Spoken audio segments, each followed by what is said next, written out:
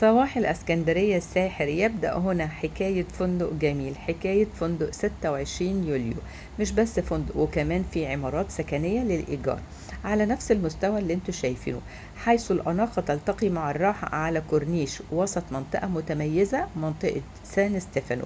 يعني خطوة من المول، افتح عينك على فطار مميز واستمتع بفيو جميل.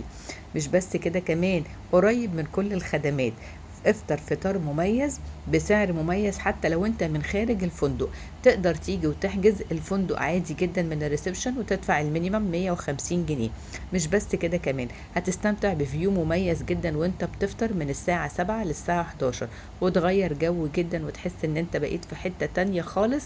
اقول لكم عمارات وفنادق 26 يوليو تتميز بالراحة والرقي والاسعار اللي في المتناول للجميع. مش بس كده، خدمة ورقي ومعاملة واسلوب من كل العاملين. تحب جدا تروح مرة واتنين وتلاتة. أثناء إقامتي في الفندق نزلت أحضر الأوبن بوفيه. بصراحة مجموعة متنوعة جدا من المعجنات اللذيذة اللي تحب تصحى الصبح تفطر عليها. يعني هتلاقي الكرواسون وهتلاقي الدنش وهتلاقي كل المعجنات اللي انت بتدور عليها. مش بس كده، دي مخبوزة فريش وسخنة. وكمان هتلاقي العيش البلدي او عيش بالردة، لو انت عامل دايت برضه هتلاقي نفس طلبك هناك. عايزة اقول لكم مش بس كده، كان في الفطار زي ما انتم شايفين معايا على الكاميرا جميع انواع الخضروات للفطار، من الزيتون للطماطم، كل حاجه زي ما انتم شايفين كده. يعني عاملين لكم فطار صحي مميز جدا وبسعر كمان مميز جدا. لو انت من خارج الفندق يا ريت تستمتع وتحكي لي تجربتك على الفطار هناك. بدات اختار كده زيتون وبدات اختار الحاجات اللي انا بحبها من البوفيه. بصراحه البوفيه كان متنوع وشامل جدا.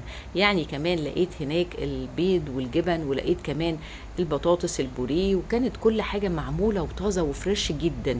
بصراحة يومي هناك بحس جدا ان انا في منطقة تانية خالص، بنسى كل ضغوط الحياة وكل اعباء العمل، وبستمتع جدا بان انا بحس بجو الرفاهية.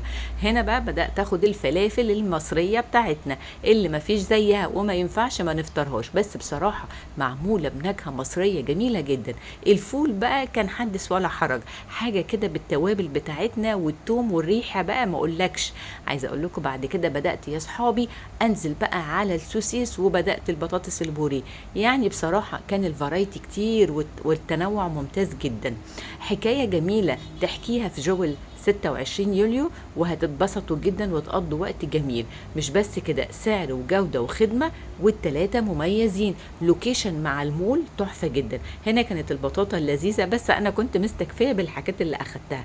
نجي بقى على ركن الحلو، الجيلي والفواكه الطازة والفروت سالاد والجيلي والحاجات اللي احنا بنحبها. وكمان كان في تارت وكمان كان في جاتو. هنا بقى كان شرب الجزء الحاجات الساخنة، المشروبات والعصير والمية. وطول ما انتوا قاعدين بتقدروا ان انتم تقوموا وتقعدوا وتجيبوا الحاجات اللي ناقصاكم وتستكملوا فطاركم بقمة الرفاهية وقمة المتعة والاستمتاع بالمكان والخدمة. مش بس كده، بصراحة بعد تجربتي هناك قررت كل سنة ان انا لازم انزل في 26 يوليو. الموقع كان متميز جدا ومتوسط. قدرت ان انا اروح يمين على منطقة المعمورة والمنتزه. لازم اقول لكم تعالوا جربوا معايا. قعدت على الفيو اللذيذ ده وقعدت استمتعت جدا جدا. السعر شامل الفطار وكمان نزول البحر. يعني هنا منطقة البحر الخاصة بالفندق بصراحة خصوصية متناهية جدا، ومنطقة راقية جدا جدا للاستجمام. بلس كمان ان انتوا تقدروا تقطعوا تيكت وتستخدموا الشاطئ عادي جدا لو انتوا مش نازلين اقامة في الفندق. المكان هنا مميز والموجة كانت هايلة في اليوم ده جدا. وعايزة اقول لكم ان الاسعار هنا بقى سويت 605 اللي انا كنت نازله فيه. بصراحه كان لطيف قوي. اول ما بتدخلوا في سفره صغيره ب3 كراسي للغدا، وبعد كده انتريه. الانتريه برضو الكنب بتاعه كان مريح، وفي شباك بيطل على البحر على طول زي ما انتوا شايفين. السويت ده كان هو الوحيد اللي فاضي بصراحة اثناء ما انا كنت مقررة ان انا احجز. يعني كان هو ده اللي متاح، بس كان لطيف قوي ان هو كان واسع. قدرت ان انا اجيب وجبتي براحتي اكل فوق. المكان لطيف ونضيف زي ما انتوا شايفين على الكاميرا. الغرفة كل يوم بيتعمل لها هايجين وتنظيف. الحاجة مريحة. يعني العفش بصراحة فيه احساس بالراحة اول ما بتقعدوا. هنا بقى كان التويلت وكان في كابينة للشاور، واللوجو بتاع فندق جول على كل التاول الموجودة. وكنت حاسة ان انا بصراحة بقضي اجازة ممتعة ولطيفة. ده شكل الصالة اللي هي فيها السفرة، ودي كانت تلاجة ميني بار بحط فيها حاجة ساقعة وعصير شوكولاتة والشاي. كل يوم بيجيلنا شاي ومية في الغرفة ونسكافيه، وكان بصراحة إقامة لطيفة. الصالة دي كانت مكيفة والغرفة كانت مكيفة برضو، يعني كان سويت 605، لو طلبتوا تحجزوه هتلاقيه مكيف.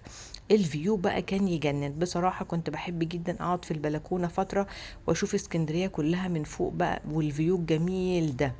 الفندق فيه من ليفل 1 من المستوى الاول لغايه فوق الادوار بقى على حسب انتم ما هتحجزوا. ولو انتوا عايزين سنجل موجود، غرف دبل موجوده، سويت كونكتد لاسره 4 افراد برضو متاح. دي الفراندا اللي كانت موجوده. انا في انتظار ارائكم على تجربتكم في جول سان ستيفانو.